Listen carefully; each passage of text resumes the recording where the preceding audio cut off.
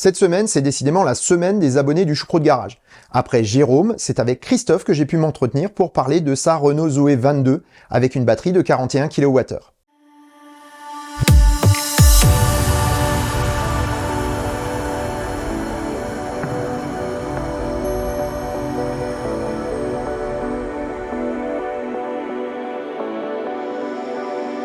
Si ça te plaît, mets un pouce vers le haut et commente. Si ça te plaît beaucoup, abonne-toi. Et si ça te plaît vraiment beaucoup, dis-le partout. Merci. Bonjour Christophe. Bonjour.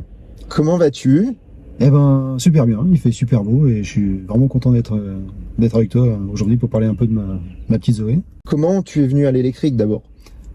Alors, j'ai un souvenir assez précis en fait. Je me rappelle très bien. J'étais chez moi, je regardais une pub à la télé. Puis à la fin, je vois une voiture électrique pour 99 € par mois, tout compris. Et là, je me dis 99 balles par mois. Et donc, cette somme me paraît pas élevée.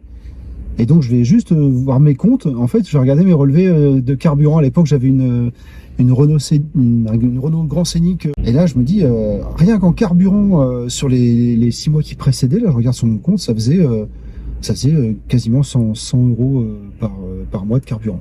Et du coup, je vais sur le site de Renault et je vais voir en détail ce qu'il y avait derrière. Puis, je me dis, bah du coup, dans mon budget, je vais intégrer une location de véhicule et puis les trajets en train pour aller, on aime bien aller à la montagne dans les Alpes. Et je tombe sur exactement la même somme. Mon garage Renault, donc, qui était dans la concession Renault, était à Brest pour moi. Je vais les voir et je demande à louer une Zoé pour la journée. Donc je fais les allers-retours, je vis une journée avec la voiture, je charge chez moi. Bon, pas de bol, ma prise de terre était pas bonne, donc la Zoé, elle n'a pas voulu charger. Mais très sensible à ça. Ouais, exactement. Ouais. Et donc, et en plus, quand je roulais, en fait, j'avais les yeux rivés sur la jauge de batterie. Donc j'ai pu faire mes 24 heures ou mes 36 heures, je sais plus, avec la Zoé. Je l'ai rendue. Et puis j'ai pris rendez-vous avec un commercial. Je l'ai prise en LOA parce qu'à l'époque on avait très peu de recul. Et donc voilà, donc j'ai signé, ça devait être en fin novembre, entre mi-novembre et mi-décembre 2013, pour une livraison qui a eu lieu le 14 mars 2014. Et entre-temps, donc, tu as fait combien de kilomètres avec cette voiture? Alors aujourd'hui, là, la voiture, elle a 156 986 km. Ouais. Et surtout, elle est mieux qu'à l'origine. Absolument. Alors, parce que toi, tu as fait un truc que plein de gens aimeraient aujourd'hui faire avec des Zoé, ouais, et que Renault ne propose malheureusement plus. Non. Elle est rétrofitée 41 kWh. Exactement. À l'issue des 3 ans, en fait, j'ai pris l'option de l'acheter. Parce que j'avais compris que voilà, c'était ça que je voulais comme type de véhicule. Ça a été un parcours du combattant, parce que ce qui n'était pas dit dans la chanson, c'est que quand j'ai commencé à me rapprocher d'eux, donc au travers du service commercial de Renault, c'est que il fallait être propriétaire de sa voiture. Il s'est passé 2 ans, 2 années complètes entre le moment où j'ai fait ma première demande et le moment où ça s'est vraiment produit. Ça s'est produit donc en juin 2020. Et durant tout ce laps de temps, j'ai été appelé par le service co parce que j'avais pas trop de nouvelles en fait, donc je pensais que c'était mort. Et ils avaient pas de batterie. Et voilà, ils avaient pas de batterie. Et résultat des courses, nous on était relégués, en bout de chaîne. C'est ça. Et résultat des courses, comment ça se passait? Tous les 6 mois, en gros, j'avais un appel du service commercial qui me demandait bonjour monsieur, est-ce que vous êtes toujours intéressé par le changement de batterie et tout. Je disais oui, je suis toujours intéressé. Quand ils m'ont appelé en juin 2020, là j'ai vu que c'était le service commercial, j'étais un peu tendu. Est-ce que vous êtes toujours intéressé? J'ai commencé par dire oui, mais vous m'appelez tous les 6 mois. Oui, je suis intéressé. Et elle m'a dit justement j'ai une bonne nouvelle. Donc là je suis retombé, la pression est retombée parce que ouais. J'étais un peu lassé, mais voilà, j'aurais pas lâché pour autant.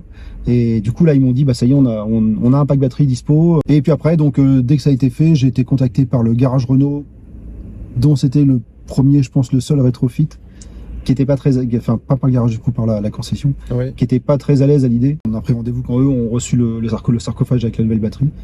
Ils m'ont appelé en me disant voilà, c'est là, est-ce que vous pouvez laisser la voiture une journée complète? Donc on s'est mis d'accord sur le rendez-vous. Ouais, quand je l'ai récupéré, donc il y a eu la mise à jour de l'ordinateur de bord. Il y a un truc qui est pas bon, c'est le planificateur. Lui, il sait pas que j'ai une batterie 41, donc il me dit toujours de m'arrêter tout le temps. Donc j'utilise pas ça.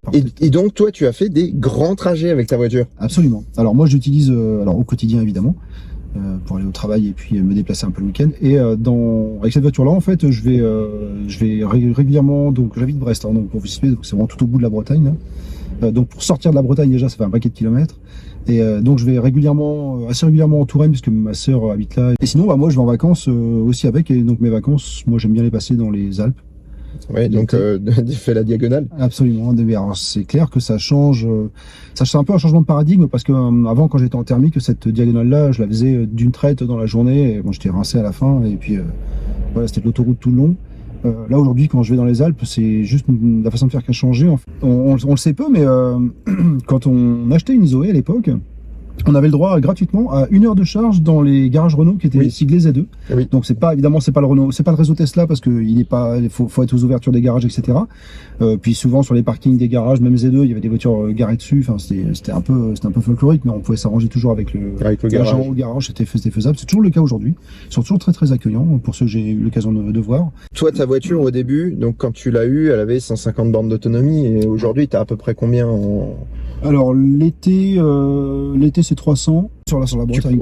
Tu prends pas d'autoroute pas de 4 voies, pas d'autoroute, mais c'est juste un choix. Hein. Je pourrais, mais du coup mon autonomie elle serait un peu moindre. Ouais. Je pense qu'en termes de coût, tu as dû faire quand même finalement plus d'économies que ce que tu avais prévu. Bah oui, clairement, là, aujourd'hui, la voiture, elle est archi amortie. Enfin, même si j'intègre l'acquisition du pack, donc c'est 3500 €, donc il s'occupait évidemment du changement physique, de la mise à jour, de la carte grise, et du contrôle. Ah, il y avait un changement dans la carte grise. Je crois qu'il y a entre 40 ou 80 kg de plus. D'accord, bah c'est pour ça, alors qu'ils ont changé la carte grise, parce que si le poids est identique, en fait, il n'y a rien à faire. Bah là c'était intégré dedans, donc après ça a été long, hein. Franchement toute la partie administrative c'est eux qui l'ont prise en charge, hein, comme font les garages maintenant, mais avant que je récupère ma carte grise en bonne et due forme, j'avais un certificat à la place, mais ça a été vraiment long. Certificat au cas où, en cas d'accident, ce genre de choses pour Absolument. Que ton assureur... Ok, bah écoute, merci beaucoup, Salut. Un immense merci à Christophe d'avoir fait le déplacement pour me rencontrer lors de mon dernier road trip et partager son expérience. Bientôt, il y aura de nouvelles vidéos avec des rencontres plus qu'intéressantes, une usine de batterie, un constructeur de voitures électriques, une nouvelle génération de garages et bien d'autres choses arrivent dans les semaines à venir. Du coup, ne manquez pas les vidéos de cette fin d'année, ce sera passionnant. Et sur ces bonnes paroles, je vous souhaite bonne route et vous dis à bientôt pour un prochain épisode du Choucroute Garage. Portez-vous bien, ciao.